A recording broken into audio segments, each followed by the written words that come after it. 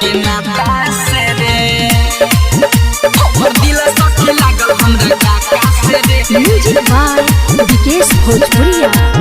हमरा काका से रे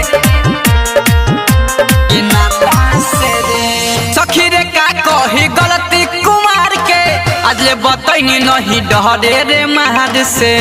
ए सखी सुन तारू हो हाँ सखी रे का कही गलती कुमार के आजले बतैनी नहीं डरे रे महाद से।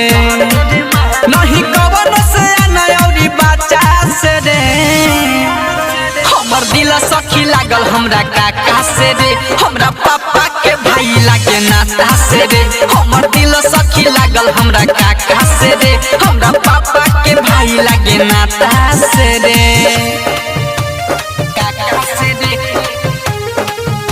के नाता से रे। सहर्ष रिकॉर्डिंग स्टूडियो भूतही चौक। हमर दिल सखी लागल हमरा काका से रे हमरा काका से रे के नाता से रे।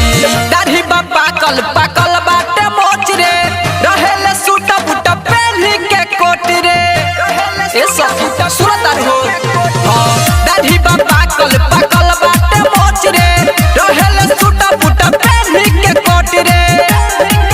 कैसे ओकरा बिसादी हम माथा से रे हमर दिल सखी लागल हमरा काका से रे। हमरा पापा के भाई लागे नाता से रे हमर दिल सखी लागल हमरा काका से रे। हमरा पापा के भाई लागे नाता से रे हमर दिल सखी लागल हमरा काका से रे। म्यूजिक बाय विकेश भोजपुरिया। हमरा काका से रे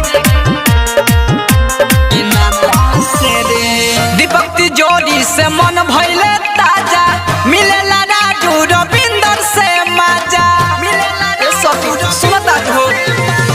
दीपक तिजोरी से मन भइले ताजा मिलेला राजू रविंदर से मजा।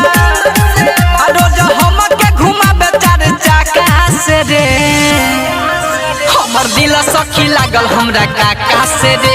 हमरा पापा के भाई लागे नाता से रे हमर दिल सखी लागल हमरा काका से रे। हमरा पापा के भाई लागे नाता से रे सखी रे का कही गलती कुमार के आजले बतैनी नहीं डरे रे महार से।